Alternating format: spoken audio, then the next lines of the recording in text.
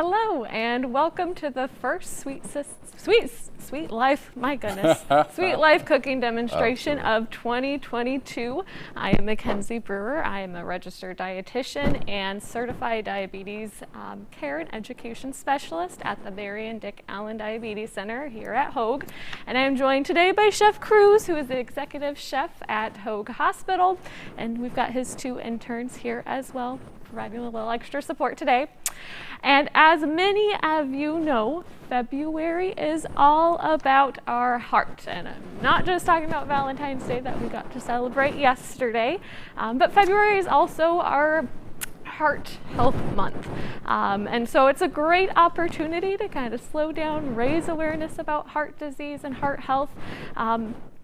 And really recognize that as people with diabetes, this is something we need to be really mindful of, okay?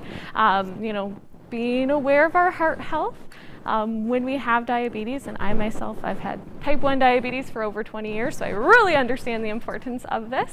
But with diabetes comes more things that we have to think about and consider.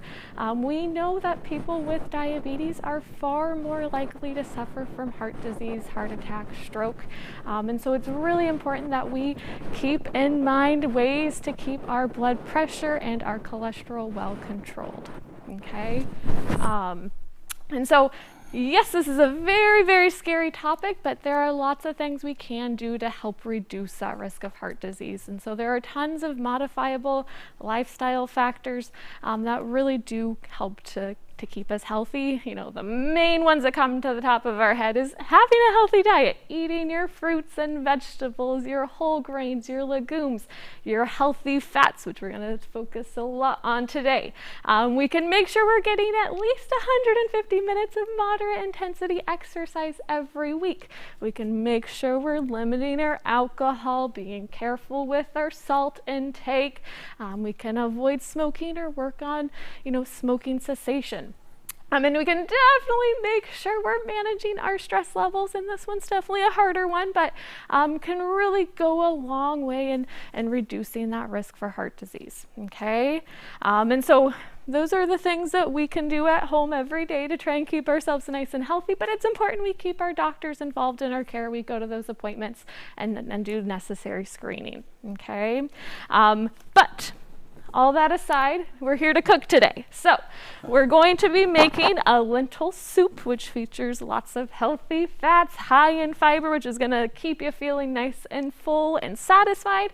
But before we start cooking, Chef Cruz is also going to do an olive oil tasting.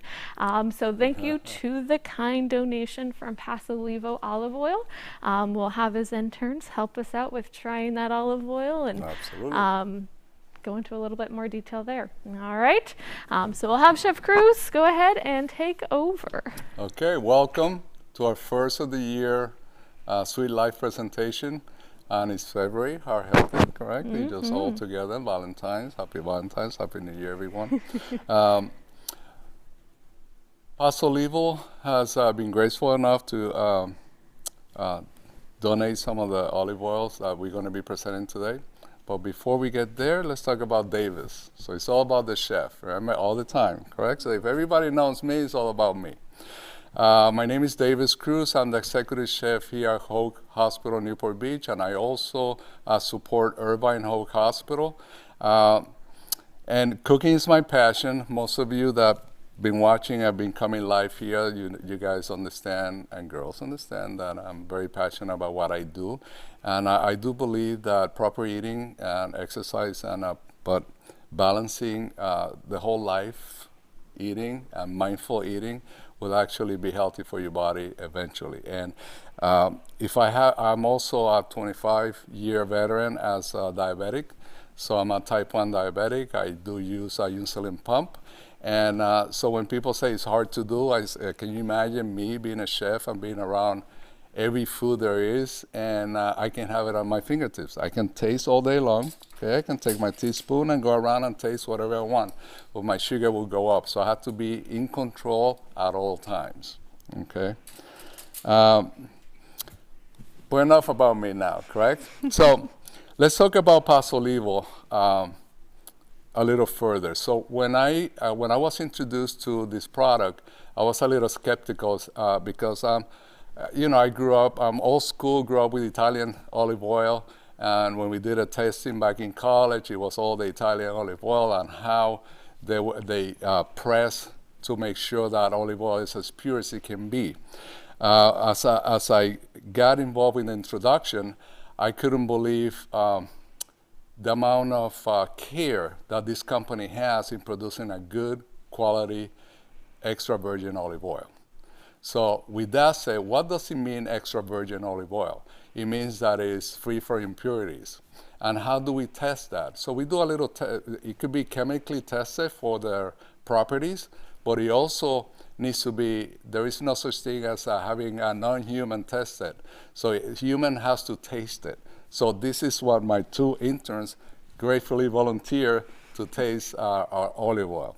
So before we get there, real quick, I just want to tell you that our olive oils, so we have our Kirkland olive oil, correct? So it comes in a clear bottle, and we have some olive oil. I'm not going to mention who is it from, but the bottles are clear. It's just a selling point. It should not, the sun should not hit the bottle or the glass because it breaks down their chemical composition, correct? So we're going to be further as we test. Then we're going to we'll get further detail on why you pay more for promotion than for the actual oil. And the oil that you're receiving in a clear bottle is all just marketing because it should not be exposed to sunlight. That's why the Pasolivo have it on a dark bottle so the sun won't hit it. So how many of you, okay, and I'm guilty of this, how many of you keep your olive oil next to your stove? So heat and sunlight really affects the flavor profile of the olive oil, okay? So let's get the testers tasting and let's have a little fun, and then we will continue to talk about olive oil a little bit. Are we ready? Everybody ready? So let's meet Carrie Ann, contestant. No, I'm sorry. Let's meet Carrie Ann. Carrie Ann is one of my new intern, and Amanda is our old intern, meaning that she did about 4 weeks ago. So you're gonna taste the Cucina olive oil from Pasolivo here in California, okay?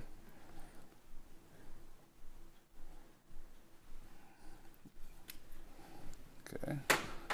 Just hold it in the bottom of your hand and keep it warm. It likes to be warm, okay? And Amanda's gonna taste the Tuscany, which is, they have won many awards on the purity of it.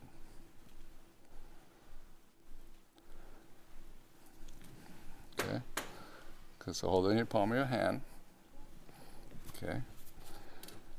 So to talk about the purity of the olive oil,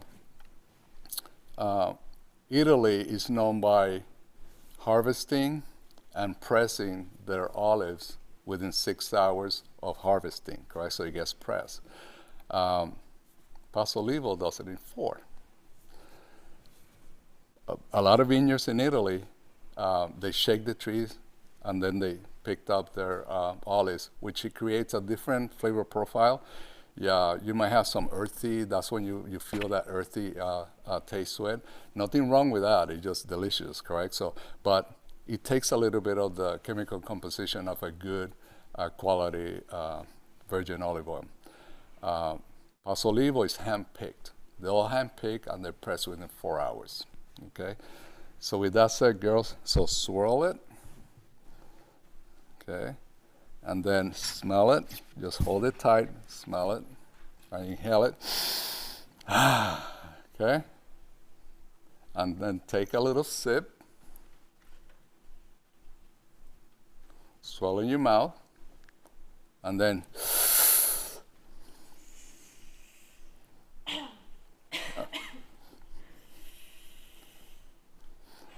so that cough was from the peppery on it, okay? on the olive oil. And it kind of, by you coughing doesn't mean that it's bad. It means that it's pure, that it's a good quality olive oil, that's what it should bring. It should bring a little cough to the table, all right? Thank you, girls. I appreciate it. Thank you very much. And is this something you recommend people try at home with their olive oil? Yes, if you have different kinds of olive oil, just taste it. Do the same tasting, swirl it around a glass, warm it up a little bit, swirl it around the glass, and then just put your teeth together and inhale.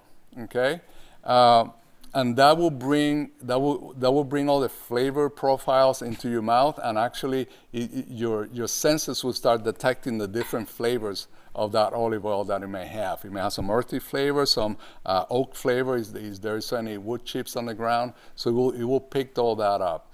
Now let's go to the nitty gritty of, okay, chef, where can I find that? What is the price point? How much does it cost, correct? So I'm not gonna talk about the price. I want you to investigate that on the website, but this is what I wanna make sure you guys understand.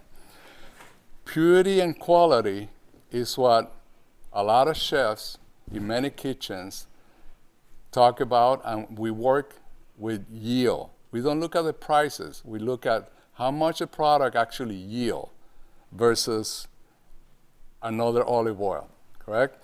So to make it in a quick visual contest, so this bottle of olive oil equals to that amount of olive oil from that other vendor, okay? You have to use this much to equal the Pasolivo olive oil, just because of the sheer quality, purity, clarity, and flavor that brings to the dish that you're using. So less goes a long way versus having it inexpensive and then using a lot more. Okay, so I had never talked about that because most of us are in a budget and we want to look at the price. But what I'm trying to say is, if you want to step up a little bit and level up, and you have visitors coming, and you want to show that you are it, you can spend a little bit more money and use that olive oil to finish your pizzas, to finish your salads, to finish your entrees, or start and finish with for example, today I'm going to use a Tuscan to start my entree, and I'm going to finish with my lemon infused olive oil. And then what type of lemons do we use to infuse the olive oil, correct? So it's not just any lemon. So we use a Mayor's lemon type to infuse olive oil. So all of that has a lot of critical points to increase the flavor of olive oil. Correct? And as a dietitian, I'd like to point out that with that higher quality olive oil, you get a far superior nutrition profile. And so when those olives have undergone less refinement, less processing, they're, taken from field to, turned into oil within 4 hours, that preserves so much more of that nutrition that we tend to miss out with these other versions that have a longer travel, okay? The other thing, if we look at those dark bottles again, not only does that heat, the light, the oxygen start to degrade this oil a little bit faster, meaning you're losing out on some of the nutritional properties that are in there. The flavor, of course, changes as well. By keeping it in that dark bottle, you preserve it, you keep that light out. It's got a cork, so you help to keep that oxygen out, and that again preserves that olive oil for a little bit longer, but ensures that those nutrients stay in there a little bit better as well. Okay, awesome. And we'll touch on all the nutritional benefits and awesomeness of oil in just a little bit. Sure, as we start cooking.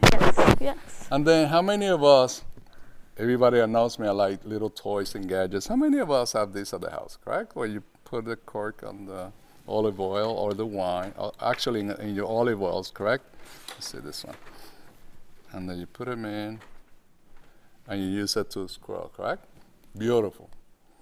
But when you're done using it, take it off with a cork back, because you think it's sealed. It's not. Oxygen will go in and start deteriorating the wine. The wine. I get that. The olive oil. Okay. So make sure the original cork goes back. Okay. With that, also, one of the samples that I got is a spicy Italian blend, and it has some salt in it too. So instead of using just salt and different ingredients, this is a well balanced, and it comes already pre-made. So they only just follow the recipe and add it, and you have your salt and your herbs included. What a concept, correct? That is great. So check out the website. They have some good vinegars. So today I'll be featuring the fig. Balsamic vinegar. So I'm probably gonna use all except the lemon on my soup. Awesome. Right? Why not? Why not? So with that said, just explore the website, check out the olive oil and all the different spices that they have, and they have some recipes. Actually, this recipe we took it from their recipe, but knowing me, correct? I just tweaked it a little bit. Correct? Because Pastor Olivo, I'm sorry that I tweaked your recipe, but as a healthcare chef, I had to tweak it. I had to tweak it to what I like, correct? So, but the lentil soup is very popular in every different form, and Pastor Olivo has his own version. I have my own version that I use at the hospital, and now we're going to create this new version, correct? Perfect. And so shall we get started? Let's get cooking. Let's cooking. All right. So we have our ingredients, our optional ingredients with the kale and parsley or basil or green onions or chives that we want to use at the top. So let's start cooking, and because the lentil takes about 45 minutes to cook. And so this is what they call the green lentil, correct? So this is what it looks like. And I'm gonna do the switch and bait, correct? So it's already cooked. All right, so this way we eliminate the time. So it's already cooked here. So I already turned on the pan, and we're going to use, it says half a cup of Tuscan. Half a cup of Tuscan. Okay. And are you able to use different types of lentils in this recipe, Chef Cruz, or do you feel like the green lentil is the best type of lentil? The green one is the most economic one. Okay. It's a very widely populated harvest, so it's easy to harvest, and so it's just a matter of price point. Okay. And price point aside, all lentils are an awesome carbohydrate for people with diabetes to include in their diet. Not only is it really high in fiber, which then slows down that blood sugar spike from that carbohydrate, it's got tons of plant-based protein and soluble fiber that then helps reduce that risk for heart disease. And it's actually thought to help reduce, your LDL cholesterol. They find that diets high in lentils can help support keeping the blood pressure lower. So tons and tons of awesome benefits in having those lentils. And I know in my experience with patients, I tell them to eat lentils all the time. And they say, Mackenzie, how dare you tell me to eat lentils? There's so much carbohydrate. Yeah, it's true. A cup of lentils has maybe 40 grams of carbohydrate, but I think it's like close to 16 grams of fiber in that cup of lentils. And so that fiber is key for delaying and kind of just overall preventing that spike in blood sugar. Okay. Absolutely. And even improving your sensitivity to insulin, which is really kind of the key. Okay. Okay. Are we ready to We're smell? ready. Ready to smell? All right. Yes. So let's start with the onions. So we're gonna add all our dry ingredients, correct? So we have the onions. Let's see if perfect. How much onions we're gonna add? You know me. One I cup. keep adding 1 cup. Oh my goodness. Let's add the onions. There you go. That's a cup. That's a chef cup. What is your cup? Then we're going to add a cup of celery. All right, so we did have someone ask a question about why olive oil is better than other types of oil, and they asked specifically about vegetable oil. But our olive oil has tons and tons of antioxidants and polyphenols, and so that's where we get all of those awesome health benefits that we do see with that olive oil. The problem with our vegetable oil is that it's highly refined, it's taken to high heats, and so it tends to not have those nutrients that we are able to get from that whole olive. And so with the olive oil, and specifically with our less processed olive oils like the Pasolivo, you just retain that nutrient quality so much better. Those antioxidants are still in there. It's not exposed to the light. So again, it helps maintain all those nutrients. But we know that diets that are high in monounsaturated fats, which is what olive oil is, and specifically diets high in olive oil, we find that people have less risk of developing type 2 diabetes. They're less likely to have heart disease and stroke. There's some research to show that it can potentially, slow down cognitive decline, reduce that risk of dementia. So there's tons and tons and tons of really awesome research that really does speak to the power of, making olive oil the main kind of oil that you include in your diet. And so if it's, we know that it's something that has a lot of benefits, sometimes there can be a little bit more of that incentive to go with that nicer olive oil, just to, again, reap more benefits. Okay. Right. So we're going to add the We'll celery let you now. add the celery. So that's the celery. That's also a cup, half a cup. So I'm just adding all the dry ingredients. I have an option that I want the audience. So we use the sweet potatoes or the yam, okay?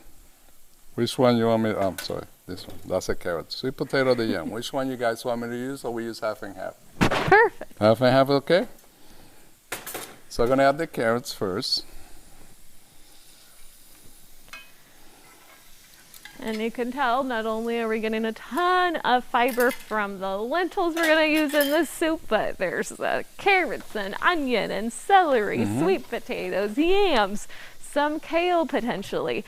And so this is a really awesome way to get lots of soluble fiber, insoluble fiber, which that fiber is responsible for feeding that bacteria in our gut. So you eat Your that core, fiber and you're right? feeding your core Yes. with the best nutrients you need. So probiotics, yeah, sometimes they can be beneficial, but the best source is always that food source. And so getting that fiber, getting that whole food plant-based source of fiber, it's going to really feed that gut. And again, can help reduce that risk of heart disease, stroke, improve that insulin sensitivity. Okay, so fiber is key. So the first three ingredients, celery, carrots, onions, French terminology is mirepoix. So if you see a recipe that says a mirepoix, that's what it means. It means celery, carrots, and onions saute, incorporate into that recipe. Okay, so I'll give you a little French here. A little Frenchy. Okay. So that's what. So we saute them and try to bring out the break down the connective tissue. I'm breaking down a little bit to bring out that flavor. And granted, people say, how come can I add all the ingredients cold, turn it on, and then let it boil, and it will be the same flavor? Absolutely not. It will not be same flavor. Okay. Now I cook the lentils ahead of time, but I use the vegetable broth that is incorporated. Some of the question will be, before you guys ask, is can I soak the lentils? Yes. If you soak the lentils, then you have to use half of the liquid that the recipe calls for. And if you soak the lentils overnight in the refrigerator, never outside, okay? Never outside. Inside the refrigerator, 40 degrees or below. Thank you. And soaking the lentils can make it a little bit easier to digest that fiber. Some of us might complain of some gas if we eat too much of that fiber. It can be a little bit uncomfortable. You know, some people may notice some sharper stomach pains, and that's typically just from that fiber. But soaking those lentils the night before and then making sure they're cooked thoroughly will just make sure you digest them well and hopefully have an easier time. Okay. So how gassy we get? Oh, it just depends. It's different for everybody. And something to keep in mind, this is a pretty high fiber recipe. If you're not used to having a lot of fiber in your diet and you start eating lentils, you might not feel so great. Correct. Start slow. So what that means is that if I get too gassy, that means that my core is not that strong. Yeah. That let the gas happen, and that's a knowledge that I just got to be able to eat more fiber food. This way my gut will be stronger, correct? Yeah. And then once I stop farting, then my gut and my core is right on, correct? Yeah. Very simple. Takes time though, but no, everything takes time. Yeah. But today should be the beginning, correct? And then we mount. So it's a new year. This is our first class. So let's see how many of you in December class can say, you know what, Davis, we listen and our core is a lot better, because once our core is a lot better, your whole body start changing. All right, you don't even have to exercise that much to lose weight and maintain that weight, that diet, that energy, correct? Mm-hmm. You just, core is the number one. Everybody talks about it, but how do we get there? Well, we just talked about the fiber and how bloated you might get when you're not used to it, but it start slow and just increase it. So now I'm gonna do, add the yams. So I'm gonna do half and half. Half of a sweet potato. And this might be a question somebody brings up, but how high of a temperature do you like to bring your olive oil to, Chef Cruz? Okay, good question. With it? So the Tuscan olive oil, the break point, I think is about 425 degrees, which is more, is because it's more than the regular olive oils. Correct? So the regular olive oils, since they have additives, then you can't heat them up because they break. They get that funky taste, I call it. But the Tuscan olive oil and the Cucina olive oil, they can withstand that heat for sauteing. So then you hear that it's sizzling.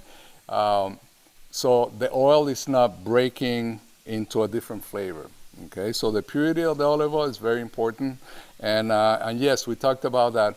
If you have the pan and you turn it on to high heat, and then you add the olive oil, it will break down, not with the paso libo. Okay, great question. Thank you.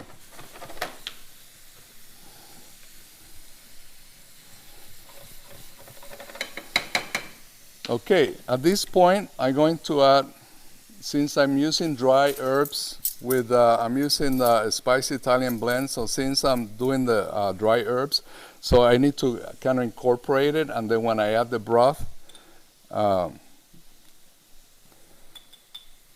was the rule of thumb? If it is dry ingredient, it goes at the beginning of the recipe. If you have fresh ingredient, it goes at the end of the recipe, okay? So tablespoon. Before I mix that, let's talk about the garlic. So, and I have another, and then I have another decisions you guys need to make. So let me add the garlic.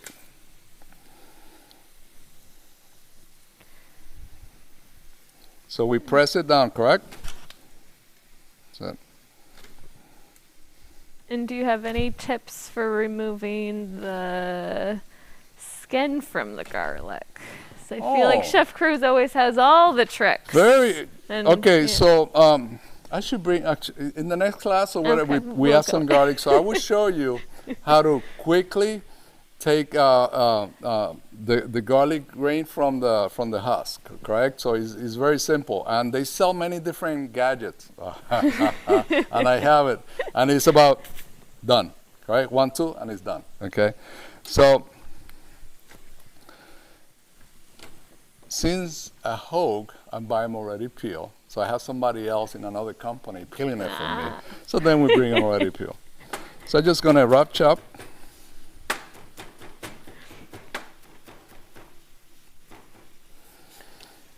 And I chop my garlic kind of the same size as the rest of the ingredients, correct?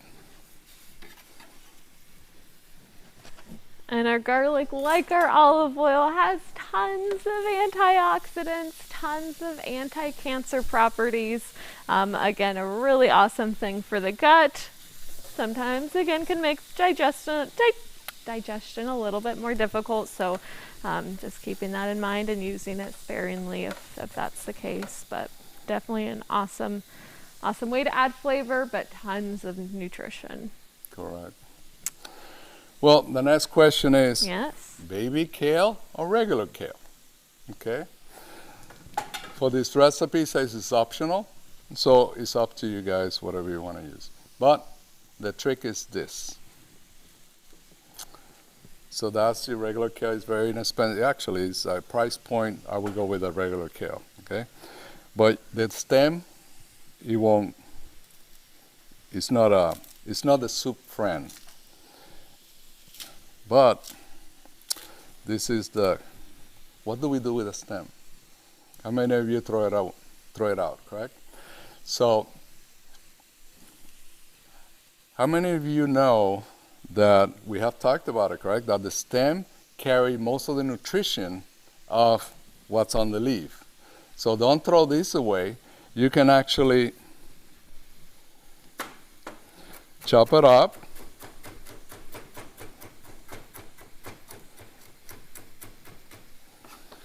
And here I would do another pan, okay?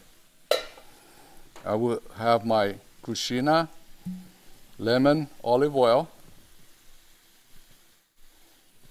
Yeah, sorry. I think I was using it too much. And then you saute it.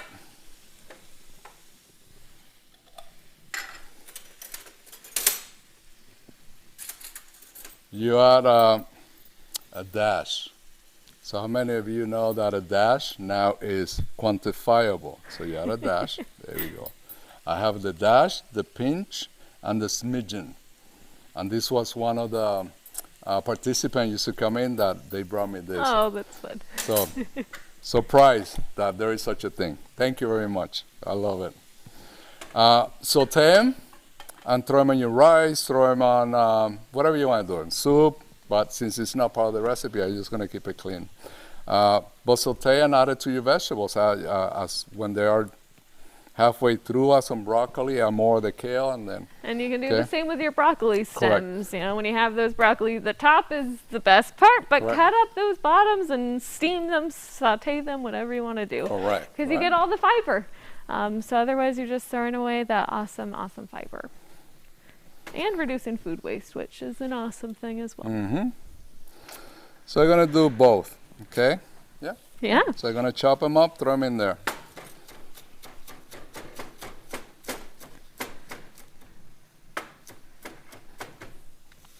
And our kale is an awesome way to sneak in a little extra vitamin C. We'll be adding some tomatoes in this soup that will also have that vitamin C. And the wonderful thing about that is those lentils that we're going to have kind of be the base of that soup. Those lentils have a ton of plant-based iron. But plant-based iron sometimes can have a little bit of a harder time getting absorbed in our bodies. So by having that vitamin C rich food with that plant-based iron, it's just going to help us absorb that iron a little bit better. And so I think a lot of people are often kind of nervous about doing more plant-based proteins because of that issue of iron, but a lot of our beans and lentils, our tofu even, gives us a ton of iron, and it's just a matter of adding that vitamin C rich food with it, okay? And that can just support everything a little bit better. All right. So at this point, now we need to add our broth. So it calls for 2 of them since I haven't pre-cooked. Since I have my lentils pre-cooked, then I don't need to add at all. So here we go. So this one is organic vegetable broth. I also have a paste that we use at work, but you can't get it in the supermarket. So I had them brought me some organic vegetable base. You can use a canned vegetable base, low sodium, please. You don't need to have you don't need that sodium from the product when you are cooking. So it's low sodium or no sodium, correct? Yeah. And then you control the sodium, the salt in it, in the recipe. Okay. So whenever you're buying anything coming out of a package, a canned tomatoes, a can of beans, your broth, always, always, always look for that no added salt or low or reduced sodium version. Correct. And that can just help to keep that blood pressure a little bit better controlled. Okay. So now, tomato question. Tomatoes. I have a tomato question for you. Yes. Canned tomatoes, and this there are diced canned tomatoes, or fresh tomatoes. I like the canned better. I find they have more flavor. They're picked in season. They're harvested usually at the peak of ripeness. Preserves that nutrition a little bit better. Right. Chef Cruz knows. So we talked about frozen foods. We talked about fruits, frozen vegetables in general, correct? And how the industry has come a long way of picking the tomatoes when they're ripe and then canning them. So it goes through a pasteurized process and then they get canned, correct? But they get canned at their peak. A lot of tomatoes we buy these days, they've been picked about 2-3 weeks ago. All right, so it wasn't picked correctly at their peak of flavor and nutritional content. And because of that, then, yeah, you're getting tomatoes. Okay, so if you look at this tomato, how white they look, correct? Look at pale. All right, so this tomato was picked, I don't know, 3 weeks ago, and it wasn't as its ripest. So when I eat this, it just fluff. It means nothing. It will not give me any nutritional value, correct? But we have been taught that, oh, can't buy no frozen. You can't buy no canned food. You can no. Well, the industry has gone a long way. So canned tomatoes, frozen vegetables, frozen fruits, Really they're picked. They're really good. So a lot of the work is being done behind the scenes for us, not to work and retain the nutritional values for us, correct? But we're not there yet because we grew up in a different era, okay? So how many of you go to the farmer's market every day? Well, there's no such thing as a farmer's market every day. They only open the farmer's markets on the weekend, correct? And then you pile up and you take it. Now, most of those vegetables last you 2 days and that's it, you're done, correct? They're all overripe, but they are fresh, but it's only 2 days. What do you do the next week, the next days? You go to a supermarket, you buy something nice and green that will last. So you're ruining your diet, basically. How many patients do we have that are deficient in a lot of nutrients, but are healthy, correct? Yes, you do eat the healthy food that are picked at the wrong time, so you're not getting that nutritional value. Yeah, Okay. yeah. And even just looking at the fresh tomato versus the canned tomato, you can see that the color is vastly different, which not only tells me the flavor is not going to be quite as delicious with that paler, tomato, but that tells me that it doesn't have quite as many nutrients in it. And so with that canned tomato, you're just kind of getting a more higher quality product. Fresh tomatoes in the summer are awesome and they are delicious, but when it's not in season, it's going to be not quite as tasty or as rich in nutrients. Not to mention the food in our grocery store, as Chef Cruz mentioned, it sits on the shelves, it's exposed to all that oxygen, it's exposed to all that light, and that again starts to seep we lose those nutrients over time. And so that canned keeps those nutrients well preserved. It's dark, similar to that olive oil. Our preservation processes for food are pretty good. Or getting better, we should say. All right, so we have the canned tomato. Canned tomato. This goes in. We didn't give anyone a chance, I guess, to say Oh, otherwise. no. That's fine. Now, I did not add the tomatoes with the rest of the dry vegetables because they're already cooked, okay? So now we're gonna add our cooked item into, so I pre-cooked the lentils so that it goes now. If not, it would have gone with my dry ingredients, okay? Well, let's do half a cup. Okay. I wish everyone had smell vision because I miss you guys. it really Mira. smells good. Even through the mask. Even through the mask.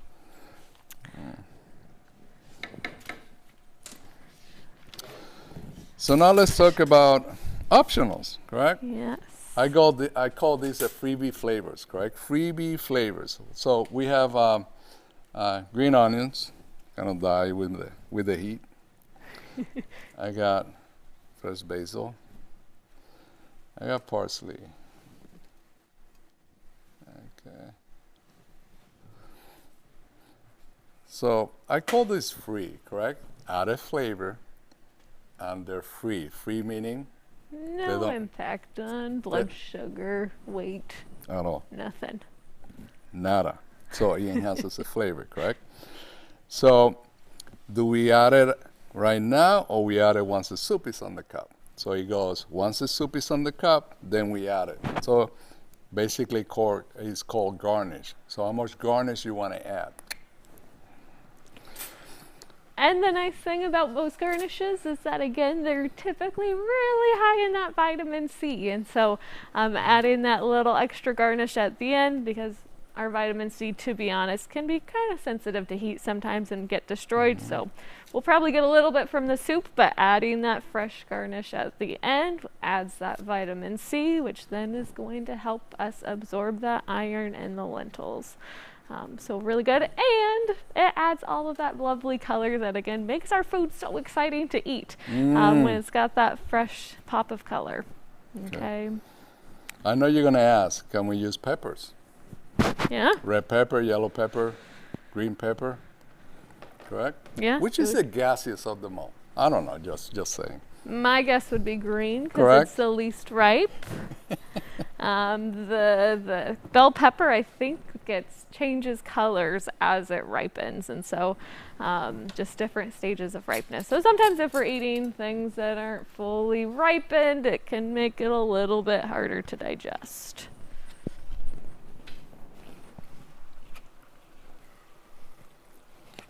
Oh, we have a question for you, Chef Cruz. Is this the same lentil soup that you make for the hospital cafeteria? Close. And since you mention it, God, I know you guys so well. I know you guys so well. I just brought the one I make at the hospital. Oh my goodness, Why perfect. not? Correct? It's like you knew. So,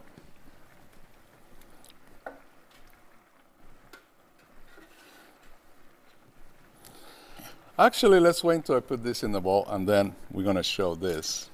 And in the meantime, you bring me a cup. Okay? All right, so since I know all the questions already, come on, give me a question I don't know, please. Give me a question that I don't know. He's Thank prepared you, for everything. All right.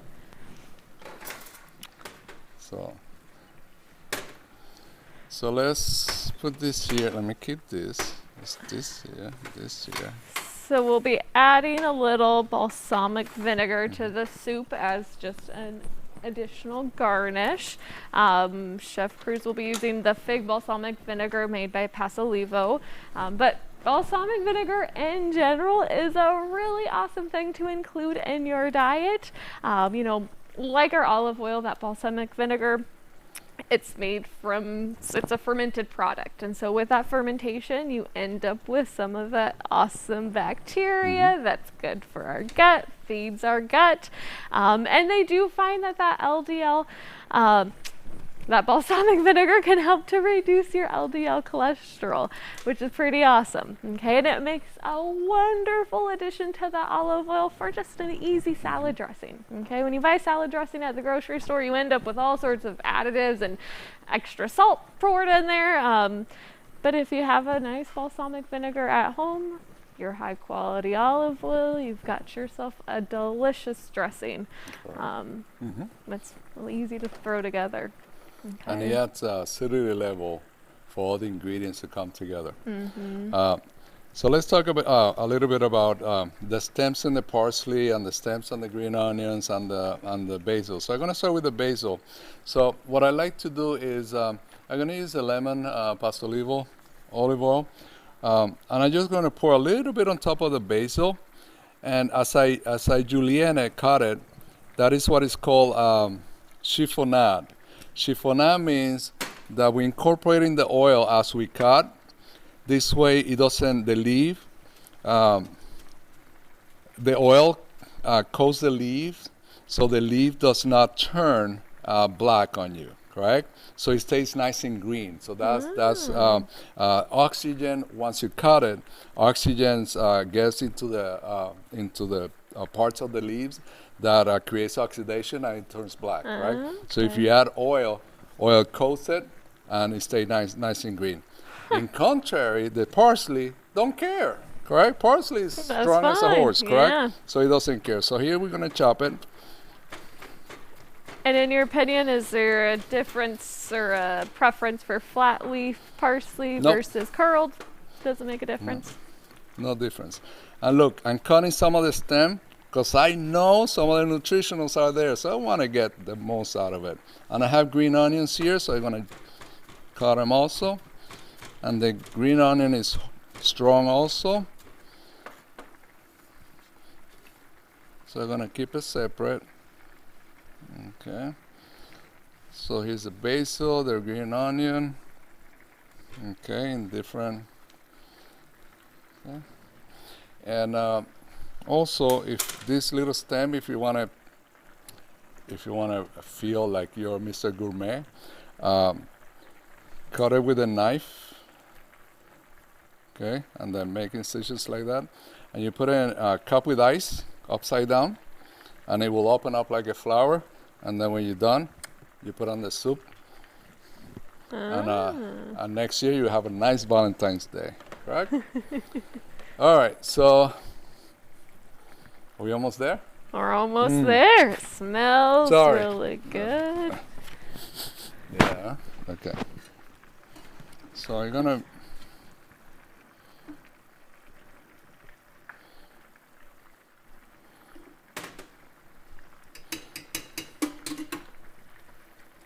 Are you going to let us in on the secret of your soup that you serve in the cafeteria? No. I shouldn't have even asked.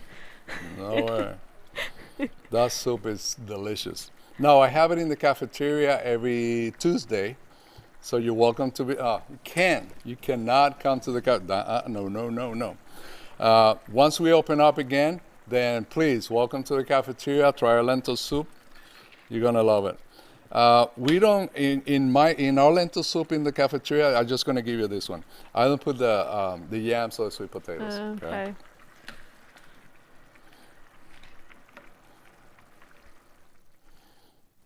Such beautiful color in that soup.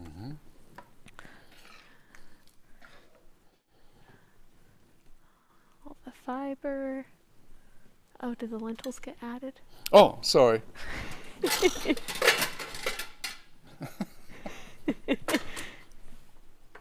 Thank God it's only soup, mira. Done. Not a big deal. So the lentils are already cooked, so here you go. I got so excited. Why did I forget my lentils? And do you have any tips for cooking lentils and not having them split open when they're cooking? Or is this just something that I struggle with? Lentil is like your typical rice and grains and everything else, correct? So for it not to open, you have to use a round amount of water. Or if it has more water, so bring it to a boil, simmer, and then have more water, and then you have to drain it. But then guess what happens when you drain it? Some of the nutrients get washed away, right? So it's just a measuring the water with lentil. So what is the rule of thumb? Rice, correct? So when you're cooking rice, you put your finger and it's an inch to the first layer, correct? So same with the lentil. Okay. So the lentil takes as much time as the rice to finish the cooking process. Okay. So rice takes about 45 minutes. This takes 45 minutes. So how much is the amount of water? It's the same as the rice. All Okay? right. Same as white rice, not brown rice. Same as white rice. Okay. All right. Shall The we more try you it know. again with the Let's try. lentils? Let's My try with goodness. the lentils.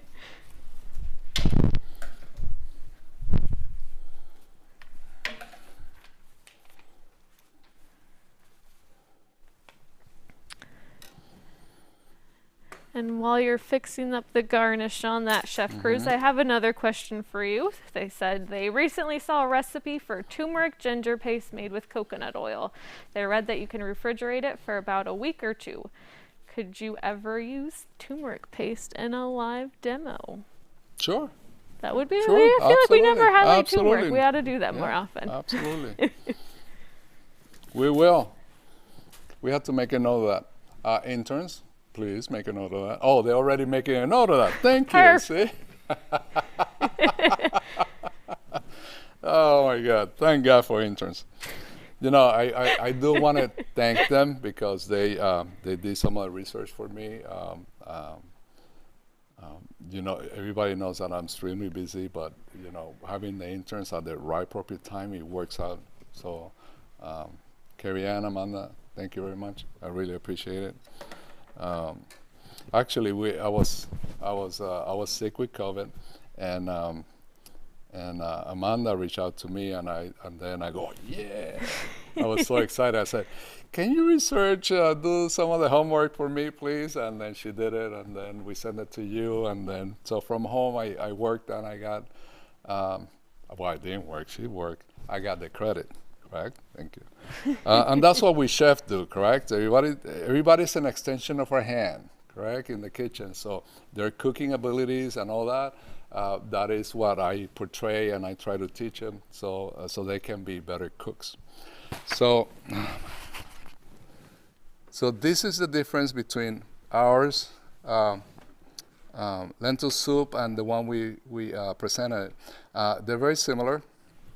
Yeah. Right? And the flavor profiles is us without the kale and the yams and the sweet potato that I added. But other than that, it has all the same ingredients. So use this recipe, and it will be close enough to our recipe at work.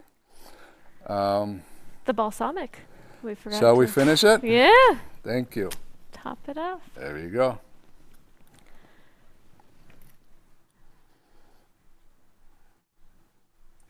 That's all you need. Beautiful. Just at the end. Okay? A little balsamic. So as you eat, it will incorporate and it will add that extra flavor, and it just acidity. It just brings it all together. Mm-hmm. And I use the fig one. I love fig. So this is see, it's almost empty. It's my fault. Haven't used it at all, clearly. No, not at all. When I wrote it on the recipe, I said, "Oh, let me see if I have it." So if I have enough, correct? So yes, I have enough. I've been using it. So thank you very much once again to Paso Olivo for providing the olive oil. I'm really excited to actually work with the olive oil. This will be a staple in some of my high-end events that I've been looking for. So once again, I want to thank you very much for presenting and letting us know about your fabulous olive oil and the way you harvest and the way you press it.